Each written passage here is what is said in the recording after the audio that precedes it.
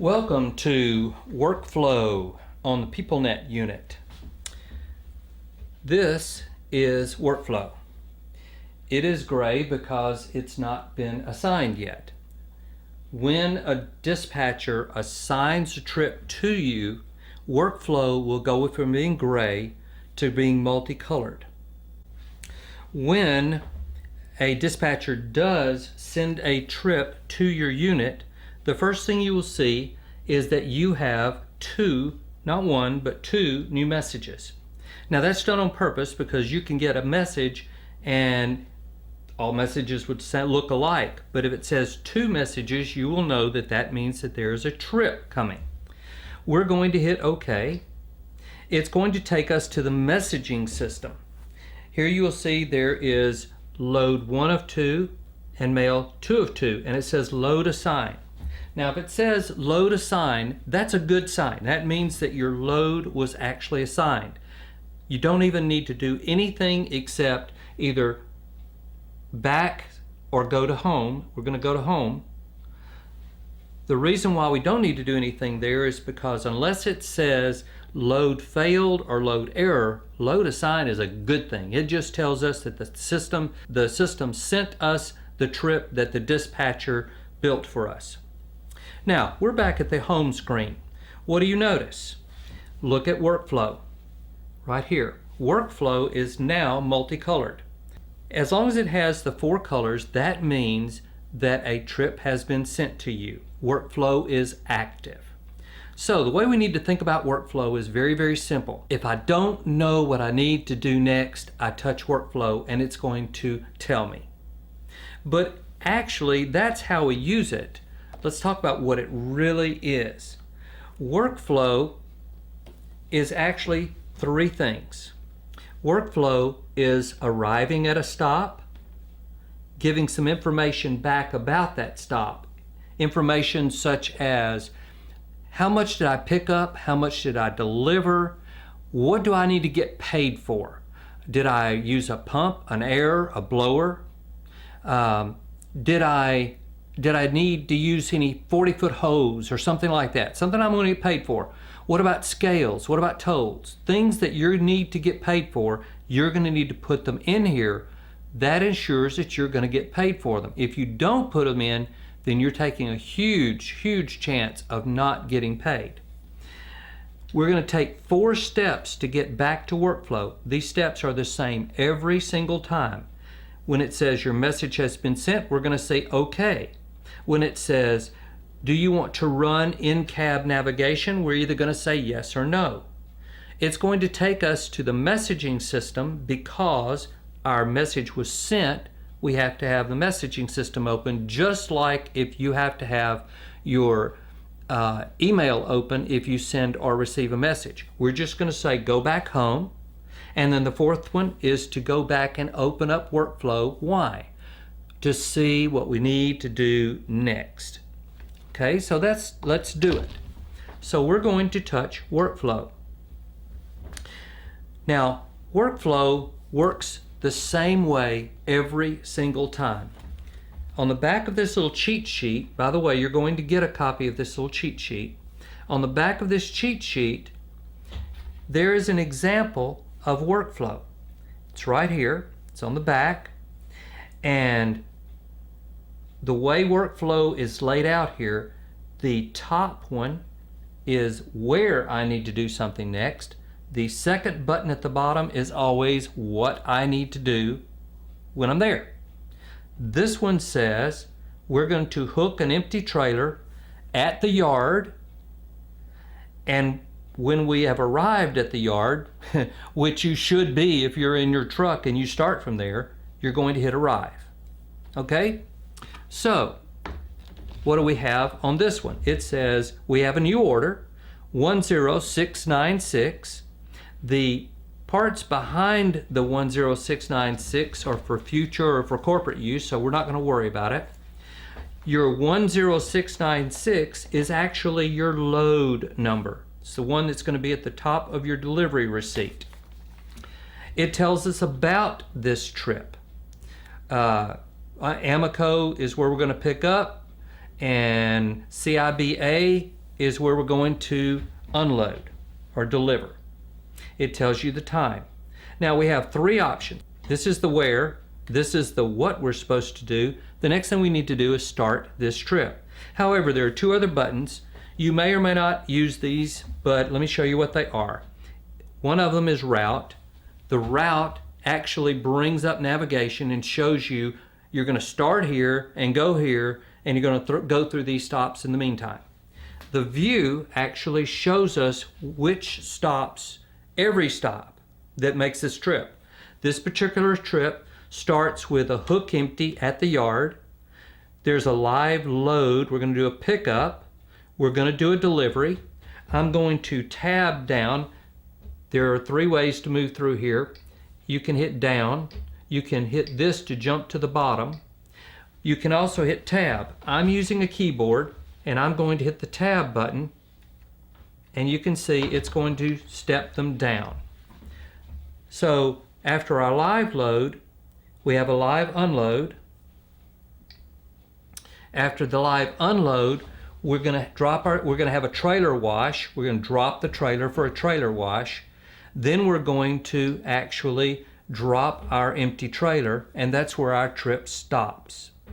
So let's go back to trip and let's actually start. Remember this, the top is where, the bottom is what. The second button is always the what.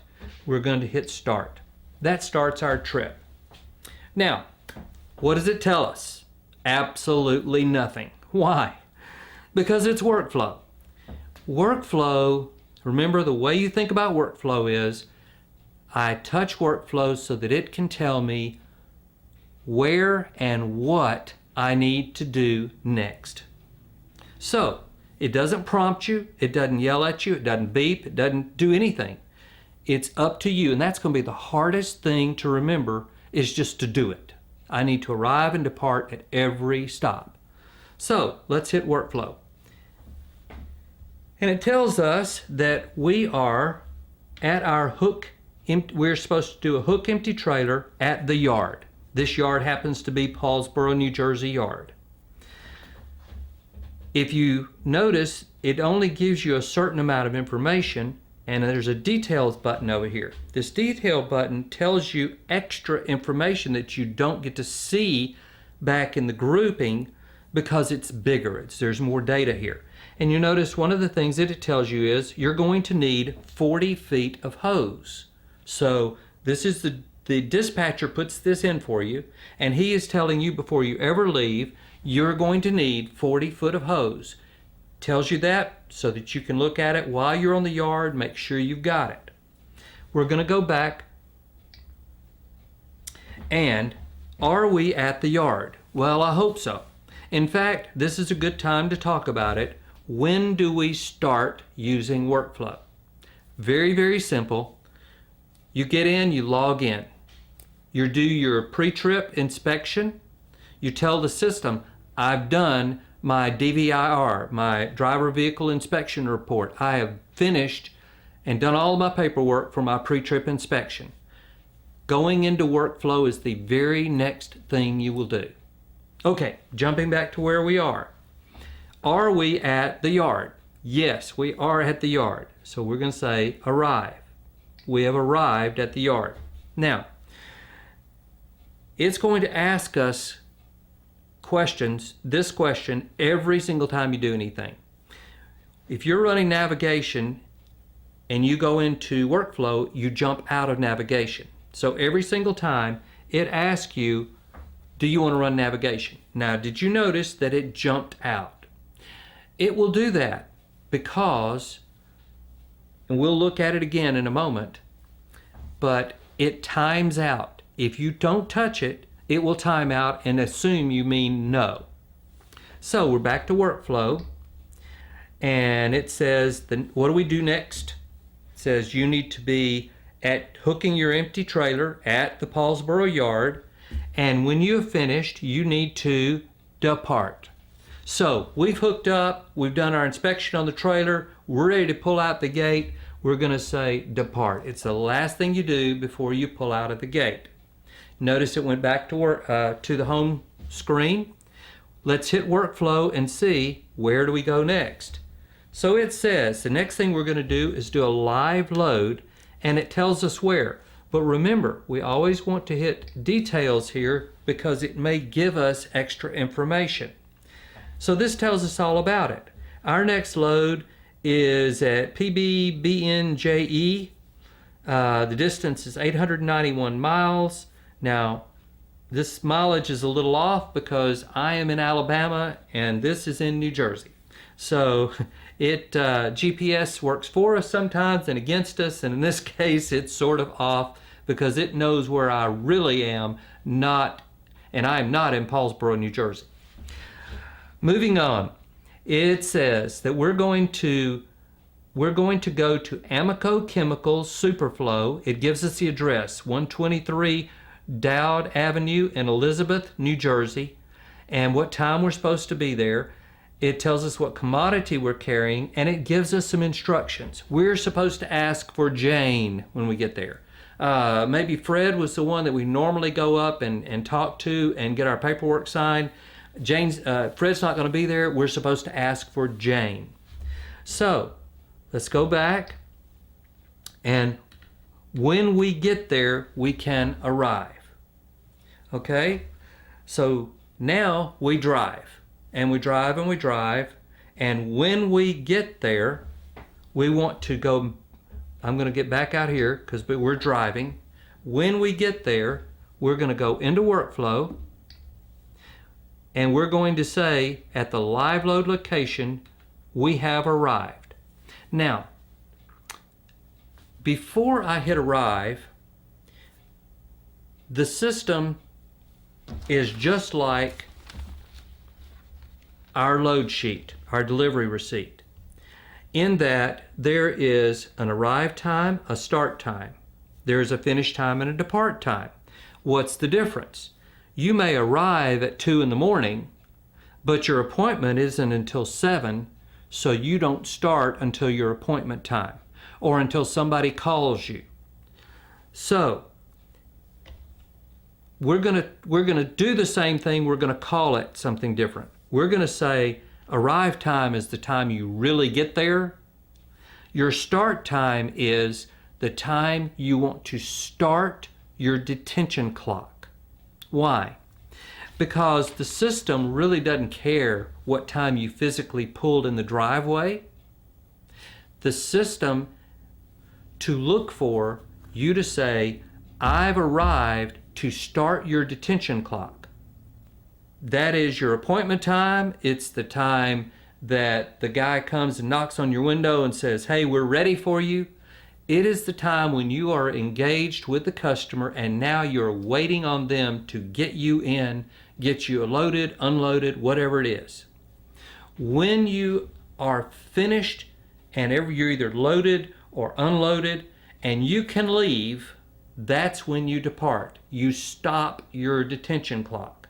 Now that's important because right now somebody has to look at every stop you make and say, does this driver get detention? Detention is important because the system takes your start time, whatever time you say, hey, I'm now engaged, I'm working with the customer, I'm starting my detention clock, and it takes the time that you end. You say, I depart, I'm stopping my detention clock. It subtracts the difference. It literally goes and looks up the customer and says, how much free time or grace time are they allowed? Let's say it's 2 hours.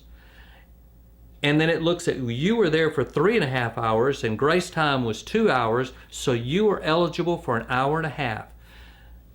The system lets them know you have 1.5 hours worth. That's a really big positive because somebody doesn't have to come through and look at it. You don't have to say, hey, I deserve to get detention at this one. The system will know and will alert them. It actually comes out on a report. They're going to look to you back to what you put under comments, and we'll look at comments in a minute when it comes up. Under comments, they're going to look at, why was I there for 3.5 hours? What happened? And that's going to give them the justification to bill them for it and pay you. Okay? So again, just to recap, arrive when you are at a location where you are eligible for detention pay. And remember, that's any pickup, any delivery, because you never know when you get there whether or not you're going to stay long enough to be eligible. The arrive is not when you pull in the gate, it's when you're engaged with the customer, you're starting your detention clock. Your depart is not necessarily when you leave, it's when you have completed everything and you can leave. Because you may decide, hey, I need to take my break in the next hour, hour and a half. I don't want to do that down the road. I'm going to take it here before I leave. You depart before you take it because the customer's not going to pay you for taking your break, 30-minute break, in their yard. Okay? When we are engaged with the customer, it's our appointment time. They've knocked on the door and said, yes, come on in. That's when we hit arrive. We start our detention clock. Going to go back to our little cheat sheet here. And remember, we said that we're going to arrive, and immediately it's going to come up an information sheet, a form, if it is a pickup or a delivery. So this is a pickup, and it brings up this form. On the back of the sheet, we have the form. See, this is the create form, this is the load pickup. What we've done here is we've given you all of the orange. The orange are the ones that are required. What they are, so that you got this little cheat sheet here to look at it and see, what do I need to complete? Down here at the bottom, right after additional services. Additional services is, did I use a pump, an air, or a blower, or none? Immediately after that, there is a comments field. That comments field is for you. That is where you put down what you need to get paid for, or what information do I need to give them. Why do I deserve detention pay? Because I was here for this long, because. Tell them what happened. This is your field. I wish they would rename it and say drivers pay me field, because that's really what it is. Okay, so let's do it. It is instructions that are specific for just this stop. And in our example here, it says ask for Jane. Remember, we saw that earlier. That is, Jane is just going to be at this one stop. We have order comments, and order comments, that's any remarks that the dispatcher puts in for this overall trip, for the entire order.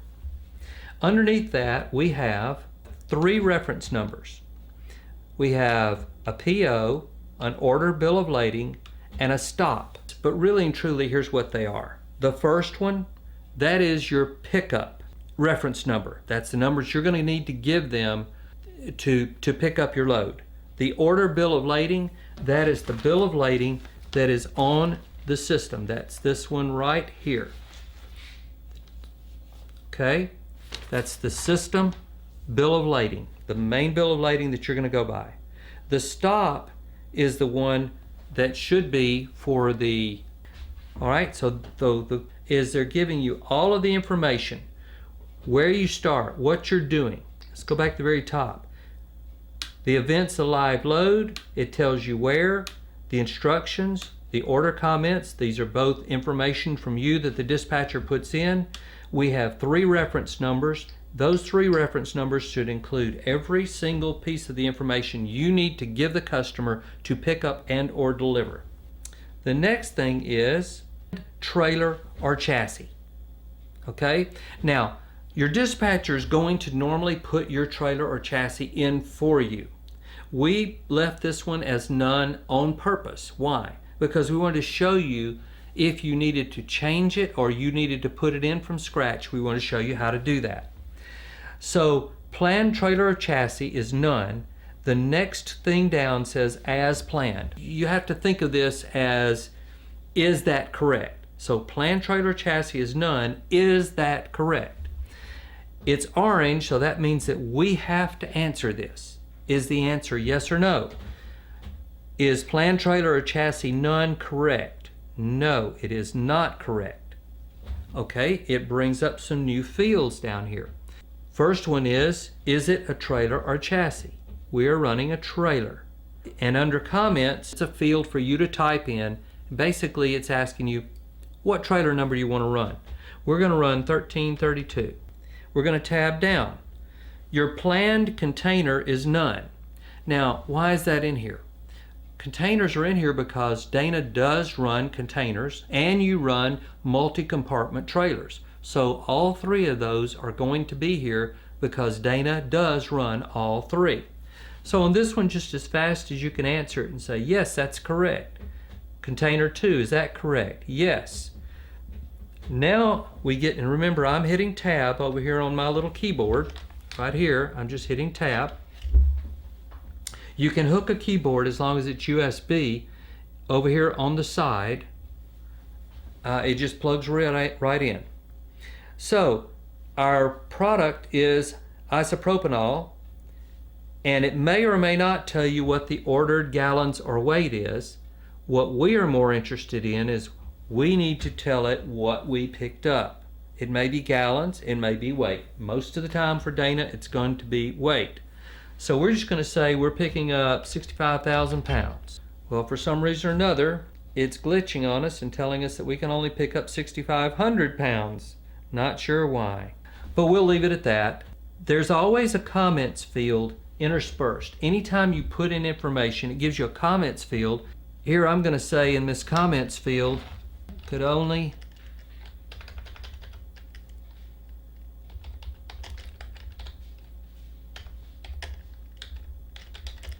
$6,500 should be 65,000. Okay, we're going to tab down.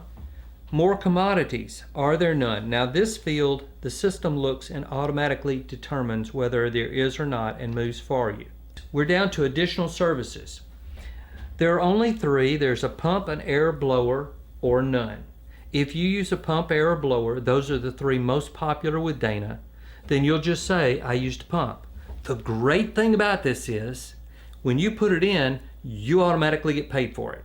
You don't have to worry about somebody reading it. You don't have to worry about somebody looking it up. It's just going to put a note in there and say, hey, he gets paid for this. If you do not use a pump, air, or a blower, you need to hit none. So we're going to tab down. There's a place for comments underneath here. Now remember, back over here, we talked about earlier that the comments field that follows the additional services, this is yours. I wish they would rename this one Pay Me. Okay, so this is your Pay Me field. It's always after additional services. This is where you put in whatever you want to put in here and make sure you get paid for it. So we could say 40 feet of hose. We could say scale.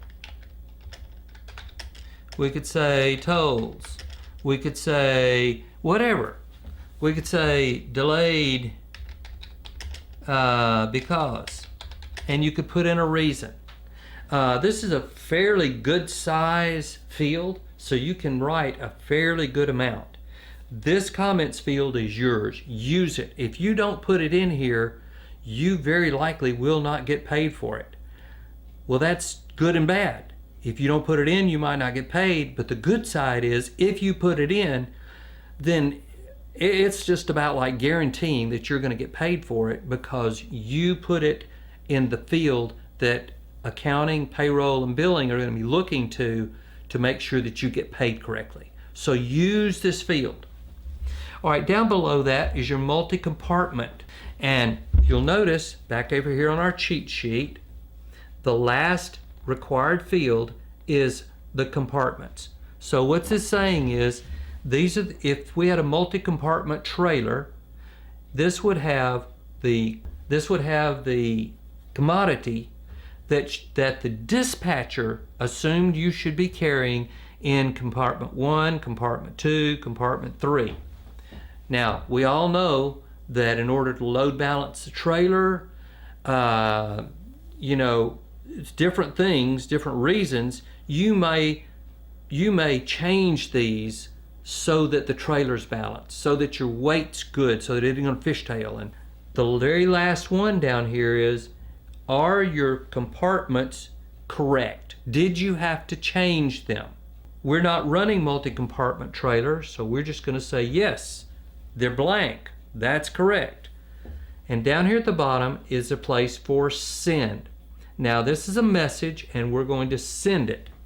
And what we're literally doing is we are sending this message back to the system to update it. When this happens, we're going to get a message. Your message has been sent. We're going to say, okay. Do you want to run in-cab navigation? Remember, these come in fours. We're going to say no. It takes you back to the messaging system because it sent a message. We're simply going to go back home. And the last thing of the four is go back to workflow and see where do we go next. The next thing we need to do is add our live load. When we can stop our detention clock, we need to hit depart. So let's hit depart. Now we need to task, where do we go next? Workflow says your next place is your live unload. We're going to hit details. Is there anything else that we need to know? It says, oh yeah, the building's in the back on this one. Tells us what commodity we're carrying, where we're going, all the information. And it also gives us an estimated time of arrival based on our mileage. It tells us what the mileage is, gives us all the information we need to know. We're going to drive, and when we get there, we're going to arrive. So we're going to go back and we're driving, and we're driving, and we're driving. And when we're there, we're going to hit workflow, and we're going to be at our live load, which happens to be in New York City, JAF box. Tells us the distance and all of that stuff. And we're going to say, yep, we're here. And we are starting our detention clock. Now remember, we might have arrived at 2 in the morning and our appointment time is 7. We're putting arrive at 7 o'clock, not when we literally got here. The two may be the same, but this is starting our detention clock. Once again, here on our cheat sheet, for a drop, for an unload, we have to put in the weight, we have to put in did we have commodities, the additional services, our pay me, and we're through. So it's really short and sweet, but it also gives you all of the information.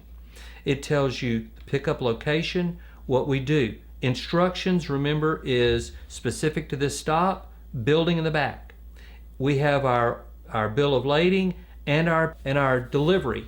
We have our reference number that we're going to need to use to deliver this load. We also have our commodity, and I'm going to tab down here. It may or may not tell us what the weight is, but we need to put in what we actually picked up. And again, it's limiting us to 6,500, and I don't know why. It's never worked. It's never not worked for me before. We're going to tab down. We can put comments here that 6,500 is not correct. It's really 6,500. That we used a pump this time. And this is our pay me comments field. And I'm just going to put pay me for, and you fill in the blank. This is your pay me field. When you finish this one, according to our cheat sheet over here, you can just hit send. And we go back to this. It's going to do the 4 things, 4 steps. We're going to say okay to our message. We're going to say no or yes, whichever the case may be. Do we want to run in-cab navigation? We're going to say we know that you sent a message, but we didn't. So we're going back, and we're going back to workflow to say, where do I go next? And it says the next thing you need to do is when you can depart, when you can stop your detention clock, we need to depart. So we're going to hit depart. Go back to workflow, and we say, where do we go next? The next place we need to go is we're going to drop the trailer for a wash at the Paulsboro, New Jersey yard. And it tells us our estimated time, it tells us our distance, all of that. So from there, we drive. When we arrive at Paulsboro at the trailer wash, we're going to say, I've arrived. It's going to say, do you want in-cab navigation? No. We didn't send a message, so it doesn't ask us about the message. So we hit workflow. Now, the wash and the drop empty trailer are both at Paulsboro. So why do we have to have two stops if both of them are at the Paulsboro yard? And here's why. This is really good. The wash, they do two different things. What the wash stop does is it tells the system this trailer is being washed. The drop empty trailer actually tells the system where the trailer is being left. Now, why is that important? It saves you from having to go out there and say, hey, this trailer's dirty. The drop empty trailer does this. At every stop, the PeopleNet system lets the dispatch system know this is where this trailer is. By the way, if you'll get a number 5 pencil or just a pencil with an eraser, it works great. If you try to do it with a fountain pen, you're going to scratch the screen. So anybody in the company can look at it and say, where's this trailer? It's in the Paulsboro yard. So that's important. However, we still have to follow the arrive, depart. So we've got to tell it in the wash, we're leaving it there. Go back to workflow, the drop empty trailer, we're arriving, and now hit workflow. When we finish dropping that empty trailer, we're going to hit depart. But I want to notice something. There are no more stops. That means that when we hit this final depart, this is going to be the final depart of this trip, it's going to do two things. It's going to tell the system this trip is over. So when we hit depart, it's going to watch workflow. Workflow is going to go to gray. Why?